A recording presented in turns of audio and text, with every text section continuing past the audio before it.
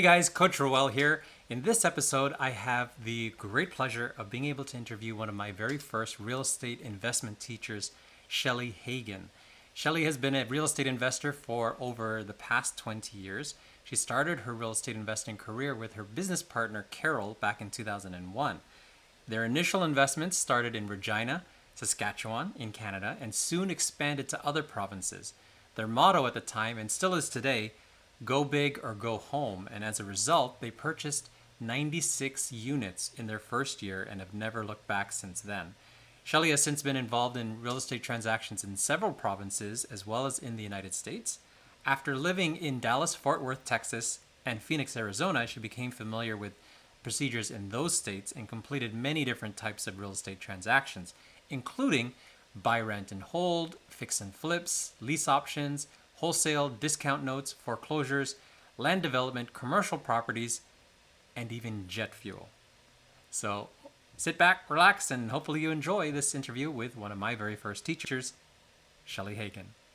Alrighty, so we're here with Shelley Hagen. Coach Roel here again. Shelley, how are you? I am great, Roel. So good to see you today. Very good to see you Wonderful to too. chat with you. It's been a while. It's been too long. Yes. So Shelley is also one of my first trainers and mentors in real estate, and I'm really excited to kind of get to know Shelley's story a little bit.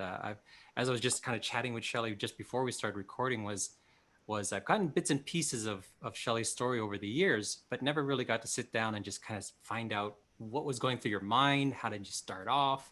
What were your fears and hopes and all that sort of thing? So, so Shelley, I guess the first question I want to throw out to you is how did you first get interested in investing and doing something on your own versus the traditional, work on a career? Because I know you had a very good career prior to starting to invest and all that. What was, if you can remember back to that time, what was going through your mind in terms of that decision? Well, that's a very good question. Before I got into real estate investing, I had a career at the phone company back in Saskatchewan. And I had worked my way up into a middle management position. And I come from a farming community. And my dad had talked to me a couple of times about, buying a couple of apartment buildings in around the area where we farmed, which was in southwest Saskatchewan. And so it kind of had always kind of stuck there in the back of my mind. And I had been, at one point in time, I had been actively looking for a house with a basement suite because my intent was to buy a house with a basement suite, live upstairs, and then eventually buy another one. So I was kind of in the mindset to be a real estate investor. And then, but I had a very busy career at the phone company, and I'd worked my way into the middle management position. I had I had a lot of employees, and I had 5 different locations around the province.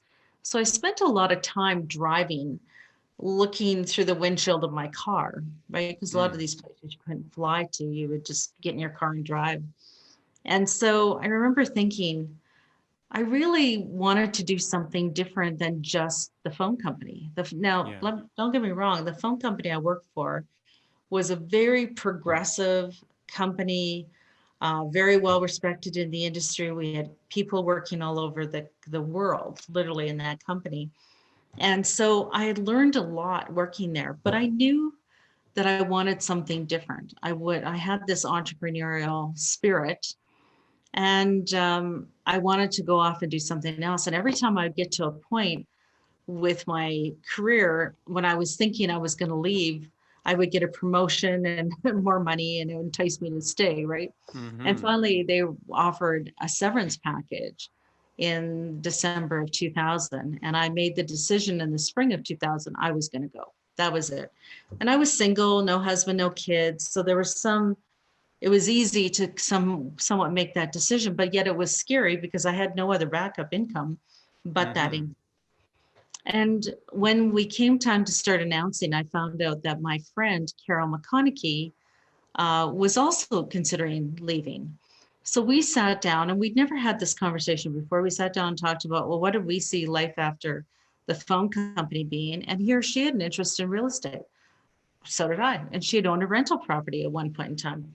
So we kind of start putting our heads together and going, well, let's go out and see what we can find in the market. Because when you work for a large company, I had the luxury of having a lot of very good training to help me as a manager grow myself and my employees. And so we kind of went, there's got to be some training out here so we can start quicker, right? So we Hmm. found a program. We decided to sign up for it. And we took the training before we were leaving. Now, we announced in the fall that we were leaving the company, and people started asking me right away, what are you going to do? What are you going to do? And initially I was saying, well, I don't know. I don't know. Because I hadn't really nailed it down. I just knew I was going. And I was taking this huge leap of faith that I was going to, go off and do something different. And so all of a sudden, I started telling people I was going to do real estate investing. And I very distinctly remember one day someone said to me, well, how are you going to do it? How are you going to do real estate investing? Because no one really understood what that was. And I said, you know what? I said, I don't really know how I'm going to do it. And I was just starting to take some of this training. But I looked at them and I said, you know what? I'll figure it out. And I was very confident that I would figure it out. And I think that's the mantra of being an entrepreneur is you can't possibly know everything and you don't know what's going to happen from one day to the next, but you just got to believe in your head and your heart that you can do it. Hmm. And that's really the key to anything, whatever it is that you want to do. If you believe that you can do it and set some intentions, away you go. So we took off and we started writing goals, and we had set a goal of what we wanted to do. At that time, we were in Regina, Saskatchewan, which was one of the lowest markets in Canada. There was three: Hamilton, Winnipeg, and Regina. And we could buy houses for under $30,000. So we Did you went say out and we under under 30,000? $30,000 and Wow. rent them out for like $500 a month, Hmm. like cha-ching, cha-ching. Yeah. Cash flow was like crazy. And so we just hit the ground running when we left the phone company. I didn't do any of this before I left the company. Now, I would not recommend you do that. I'm not advocating for anyone listening that quit your job today and go out and start doing things. It's a lot different environment than it was back then. Right. And you do need to, work your way out of your job. I had a little bit of a severance package to help me kind of tide things over till I could get things up and running. But I work as a coach and a mentor with some students that want to invest in real estate, some of my clients. And I always work with them to coach them on how to work their way out of their job, right? Right. Maximize your financial ability, get as many mortgages, lines of credit, whatever you can to prepare yourself to leave. So anyway, then hindsight, I should have done more of that before I left. I learned a whole lot afterwards. So I make sure that I work with my clients. I get them set up the right way. And Right. so we just, took a leap of faith and off we went. And so we had two goals, two mottos, I should say. The very first one was, fake it till you make it. And people go, well, that's kind of negative. And I go, well, not really. It's really about a mindset too, because you can't possibly know anything. And when you first get going, you really need to take action and get Hmm. going at something as soon as possible and feel the fear and do it anyway, right? Because you need to jump in and start advertising, get people phoning you. And when you get those first phone calls, it's terrifying because Yeah. you don't know the lingo. You're just starting out. You don't know the business. But you got to do it. And you Yeah. take those calls and you just take as much information as you can and talk as if you know what you're talking about, because you want to give them a comfort level, because you got to remember the people on the other end of the phone have a problem and they're looking for a solution. And that's Hmm. what we are. We're problem solvers, right? And you never know what's coming in when the phone starts ringing. It's Hmm. just business calling, but who knows what that business is. So you take as much information as you can and you just tell them, let me check with my partner and I'll get back to you. And if you have never dealt with it before, you just be honest and say, This is a new experience for me, but I have some of my team that have been in the business longer. Let me talk with them. And so Mm-hmm. it's okay to fake it when you first get going because you need to give yourself some confidence level. And our second motto was go big or go home because we both had very good incomes at our jobs. We're both single, no husbands, no kids, and we had two houses. We're business partners, we're not life partners. So we were going off and we had to take care of our day-to-day business. So off we went. And we had to grow fairly quickly. So in the first year, we bought 96 units Wow. between Ontario, or sorry, Quebec and Saskatchewan. And we just never looked back. And we've been doing it ever since. Now, there's been peaks and valleys in real estate, as there is in life. Different things happen, different times, the market changes, political things change, and you learn to adapt and modify and grow and change, and that's basically what we did. So then we So hold did. on. I want to jump in on that one because I've heard that part of your story a few times. And I forget if I had put you on the spot with asking how you did that, but I think you did. For the benefit of our viewers, to be able to say we did 96 units in our first year is just like, oh, no big deal. Right, It's like that's awesome. right. I remember when I heard that story sitting in your class once upon a time, I was like, wait, hold on. How did you do that? Can you can you delve a little bit on that? Like, was that your own money? Did you pull money together? Did you get a couple? Like, how does one? I know the market conditions were different back then, but how were you able to pull that off? Well, and that's a very good question because when we got into this, Carol and I didn't have any money. We Uh huh. had assets, like I had a house and I had some equity in my house, and I had, some investments from, like, RSPs and stuff like that. But you couldn't use them in Canada to buy real estate. Yeah. And the equity in my house could only get me so much. So we did what we could to leverage our credit. So we went out and we got, within about 3 to 4 months, we were able to get 260,000 in credit cards and lines of credit. But remember, we had already quit our job too. So Hmm. we only had so much we could do. I wish I would have done a lot more earlier when I was still working. And I probably could have got that a little bit further. And so then we went out and went, okay, we had good credit. So we had this money for down payments. So we would go in and buy properties using a line of credit for the down payment, get a mortgage, renovate it, refinance it. There's a whole bunch of different strategies. But we did a lot of deals using the seller's equity. So we did a Hmm. lot of vendor take back at that point in Okay. time, or agreement for sale, contract for deed, whatever you land trust, depending on where you're at in the country, who's listening to this. We leveraged the equity of the owner wherever we could. Right. And we Now, got, with that, sorry, with that too, that was also a different time where you could borrow the down payment, right? And we were then not able to personally. you were not able to borrow the down payment. No, none of our lenders will let us do that. We I had we mean, had from lines to you, credit. right? You borrowed So it from we your line of used credit, that. Yeah.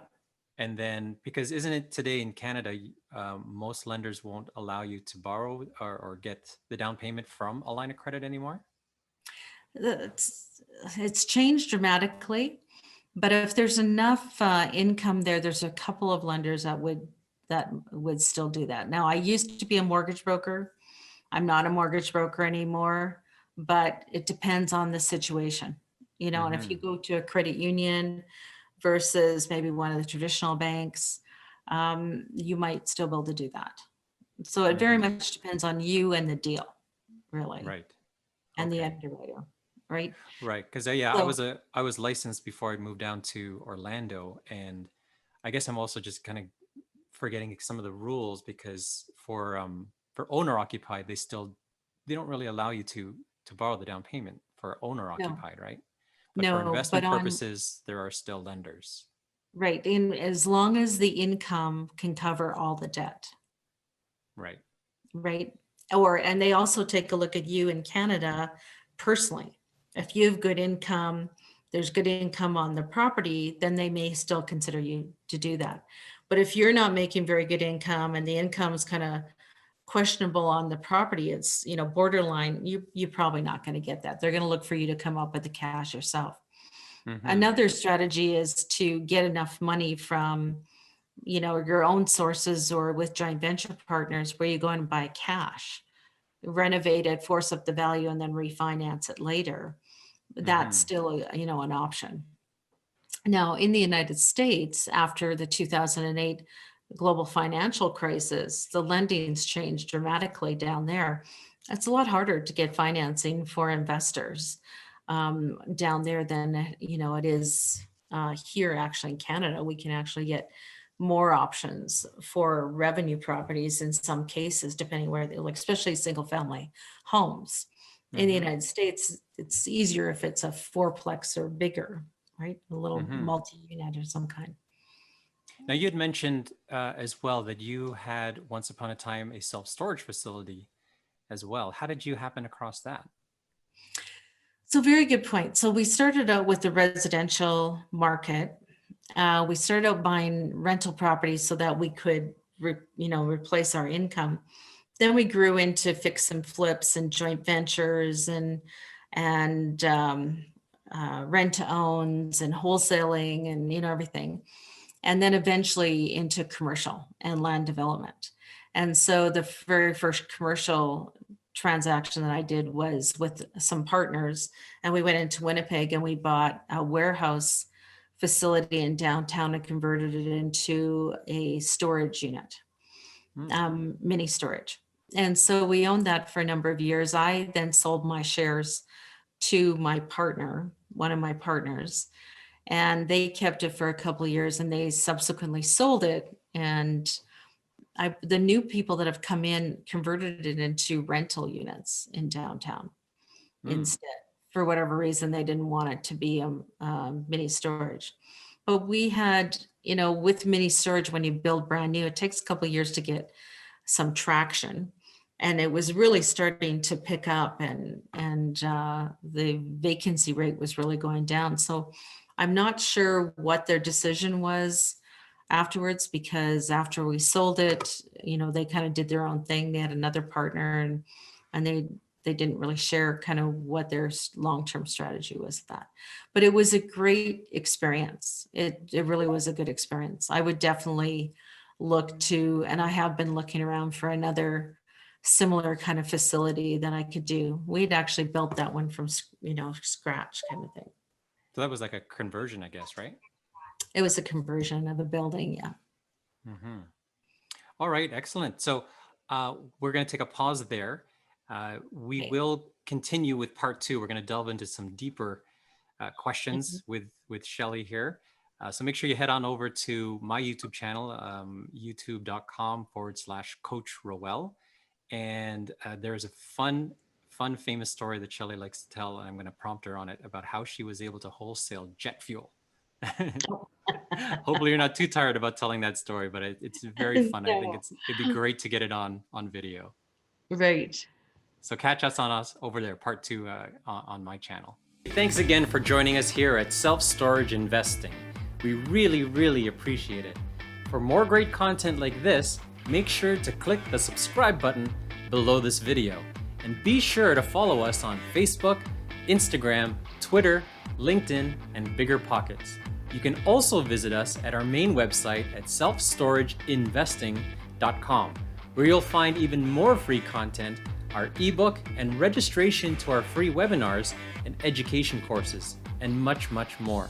Once again, for more great content like this, please click the subscribe button below. Thank you.